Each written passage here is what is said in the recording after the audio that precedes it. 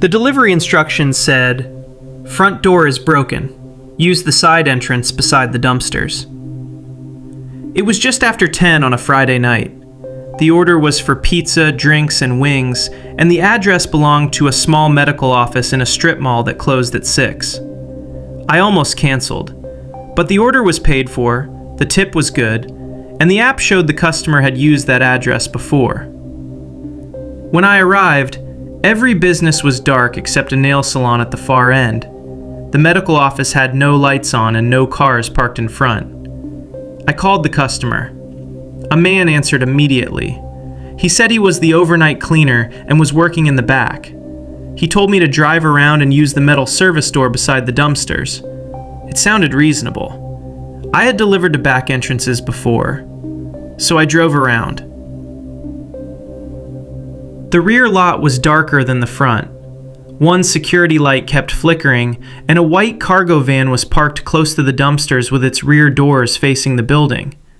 The medical office's side door was propped open with a brick. I got out with the food and called again. The man said, "I can see you. Come inside." Beyond the doorway was a narrow hall lit by one emergency light. Cleaning supplies were stacked against the wall, but I could not see anyone. I told him I would leave the order by the door. He said his hands were covered in chemicals and asked me to bring it to the break room. Then he added, "Second door on your right." That detail almost convinced me. He knew the layout. I stepped inside far enough to place the pizza on the floor. The door shifted behind me. Not closed completely, just enough that the brick scraped across the concrete. I turned around. A man was standing between the van and the dumpsters. He had not been there when I pulled in. He wore dark clothes and work gloves. One hand was behind his back. The voice on my phone said, "Keep coming." But the man outside was not holding a phone. There were at least 2 people involved. I backed toward the door. The man outside started walking toward me. I shoved the brick under the door again and pulled the metal door toward me. He caught it before it closed. For a few seconds, we were both pulling from opposite sides. He said, "Relax, we just need the keys." His voice was calm, which scared me more than shouting would have. I let go suddenly. The door flew open toward him and he stumbled backward. I ran deeper into the building. The hall split near reception and most of the doors were locked. Behind me, the man entered and called to someone else. "Cut him off at the front." I pushed through a staff-only door and found a break room with no exit. There was a fire extinguisher beside the refrigerator. I took it and waited near the door. When the handle turned, I pulled the pin. The first man stepped inside and I sprayed him directly in the face. He covered his eyes and fell against the table. I ran past him, but a second man was coming down the hall from the front. He was the one who had been speaking on the phone. He had a small knife. I swung the extinguisher into his wrist. The knife dropped, and I kept running. This time I reached the front lobby. The main door was locked from inside with a thumb turn. I got it open, ran into the parking lot, and shouted toward the nail salon. 2 employees were locking up. They saw the men behind me and began yelling that they were calling police. The men turned and ran back around the building. The cargo van was gone before officers arrived. Police found that the rear door had been forced earlier that evening. The cleaning supplies were real, but the legitimate contractor was not scheduled until Sunday. The order had been placed through a stolen account. The delivery instructions were changed after the restaurant confirmed it. The cargo van had also been reported stolen. Investigators believed the men were targeting delivery drivers for their cars, phones, cash, and access to active accounts. My car had been left running because I expected the handoff to take less than a minute. That was what they were counting on. Police recovered the van 3 days later. Inside were delivery bags from several restaurants, 2 uniforms, zip ties, gloves, and license plates from different vehicles. One man was identified from blood left on the break room table after he fell. He was arrested several weeks later.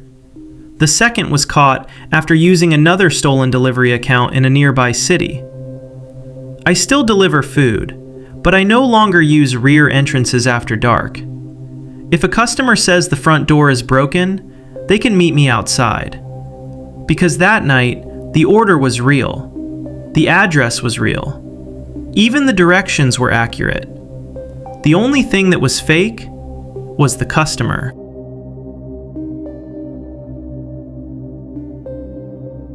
The groceries arrived at 8:17 on a Tuesday night. I know the exact time because I had just finished a work call when the doorbell rang. I was not expecting anyone. When I checked the camera, a delivery driver was standing on the landing with 6 paper bags at his feet. He wore a reflective jacket and held his phone toward my apartment number. I opened the door but kept the chain on. He read my full name from the screen. That was the first thing that bothered me. The order was not mine, but the account had my name, apartment number, and a phone number ending in the same 4 digits as mine.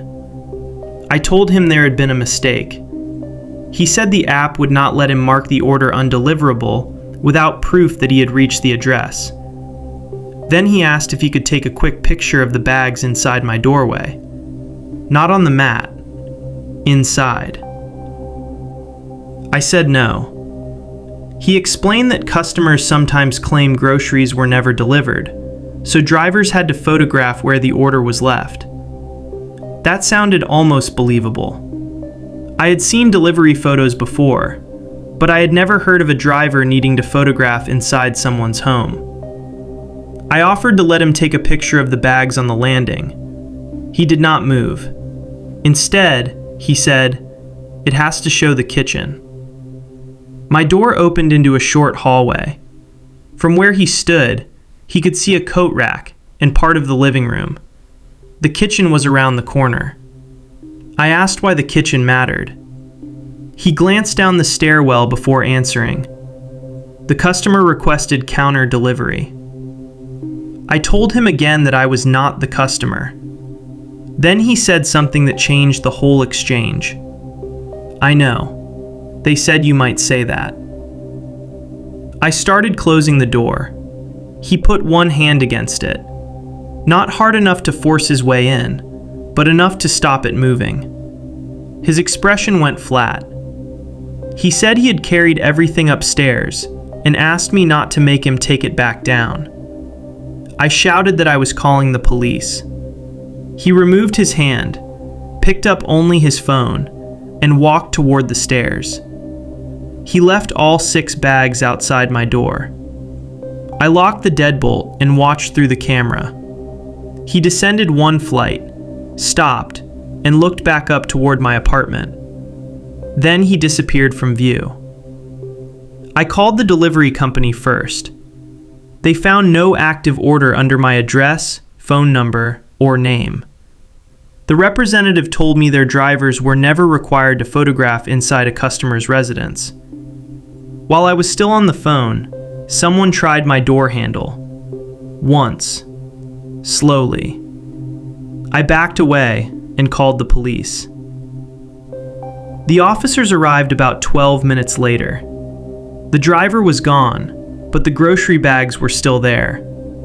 Most contained ordinary items: cereal, pasta, canned food, and bottled water. One bag was different.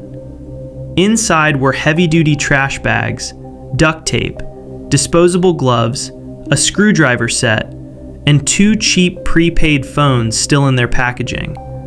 There was no receipt. Police checked the building's exterior cameras. A dark hatchback had entered the visitor lot shortly before the delivery. The man carried the groceries inside, but he had not arrived alone. Another person remained in the passenger seat. When I threatened to call police, the driver returned to the car. But instead of leaving, they moved it behind the building, where my unit's windows faced the parking area.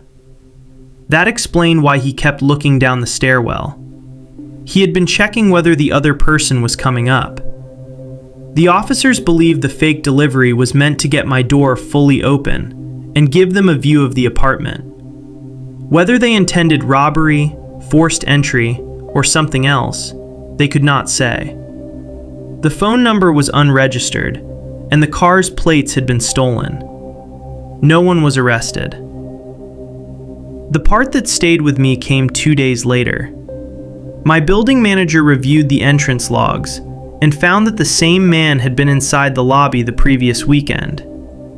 He had followed another resident through the locked door and spent several minutes near the mailboxes. My full name and apartment number were printed on one label.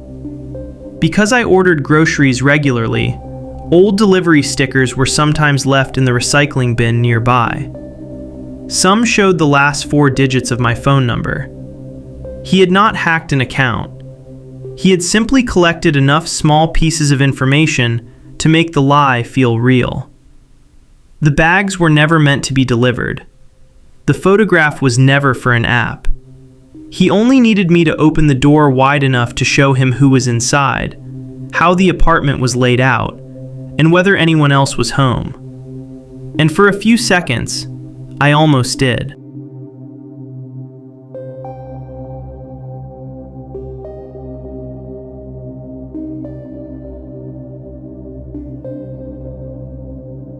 The order came in at 11:42 on a Thursday night. It was raining hard enough that I almost ignored it, but the restaurant was nearby and the customer had already added a good tip. The delivery address was in an older neighborhood where most of the houses were small and close together. The instructions said, "Hand it to me. Please wait. I have trouble getting to the door." That sounded reasonable, so I accepted. By the time I reached the street, it was close to midnight. The address belonged to a narrow 2-story house with a porch light on and a sedan in the driveway. Nothing looked unusual. I carried the food to the front door and knocked. No answer. After about 30 seconds, the customer messaged me through the app. "Sorry, wrong door. Use the side entrance." There was a gate beside the house, but it was chained shut. I sent a picture and told them I could leave the food on the porch. The reply came almost immediately. "Please don't. I can't come outside. Just wait 1 minute." I should have left then. But delivery apps track whether you follow the handoff instructions, and I had already driven nearly 20 minutes. I did not want a complaint over waiting another minute. While I stood under the porch awning, a woman opened the front door. She looked at me, then at the bag. "I didn't order anything," she said. I checked the number on the house. It matched the app. Before I could answer, my phone vibrated. The customer had sent another message. "That's not her order. Don't give it to her." I remember reading it twice. The woman was standing 3 feet away. She could not see my screen, and I had not said anything yet. I asked if there was another unit attached to the house. She said no. She and her husband had lived there for 11 years. Then my phone vibrated again. "Come back to your car. I'll meet you there." At that point, I finally looked around properly. Across the street was a house I had barely noticed when I pulled up. The yard was overgrown, several windows were boarded, and there was a faded notice on the front door. No lights were on, but one of the boards over an upstairs window had a narrow gap beside the frame. Something moved behind it. I could not make out a face, just the pale glow of a phone screen disappearing into darkness. The woman followed my eyes. "That place is empty," she said. "It's been condemned since last winter." My delivery timer was still counting down. The customer kept sending messages. "I'm outside now. I don't see you. Walk toward the street." The messages came so quickly that whoever was sending them had to be watching me in real time. I told the woman to lock her door, then headed back to my car. I was trying not to run because part of me still thought it could be teenagers messing around. Then I saw a man step from between 2 parked cars farther down the block. He had his hood up and was walking toward my car, not toward the house. At the same time, the customer sent, "Your trunk is open." It wasn't. I understood what they wanted. They were trying to make me turn my back and check. I unlocked the car while I was still several steps away, got inside, and pulled off before the man reached the driveway. In the mirror, I saw him stop in the road and lift his phone to his ear. The order was canceled less than a minute later. I parked at a gas station and called the police. I had screenshots of the instructions, messages, address, and exact times. The officer who met me took it more seriously than I expected. The delivery account had been created using a stolen card. The phone number attached to it was prepaid, and the name was fake. Police checked the condemned house that night. No one was inside by the time they entered, but a rear window had been forced open. Upstairs, they found food wrappers, cigarette ends, and a folding chair positioned behind the boarded window facing the house across the street. They also found several empty delivery bags from different restaurants. A week later, another driver contacted me after seeing a warning I posted in a local courier group. He had been sent to the same neighborhood 3 nights earlier. His customer had asked him to leave his engine running because they would come right out. When he refused, 2 men approached his car. He managed to drive away too. The police never told me whether anyone was arrested. The abandoned house was boarded properly a few days later, and the delivery app removed the account. What bothers me is how ordinary the setup was. A late order, a good tip, a customer who needed an extra minute. Nothing in the instructions sounded threatening. The only mistake they made was choosing an address where someone happened to answer the door. Because until that woman told me the house across the street was empty, I had been standing exactly where they wanted me.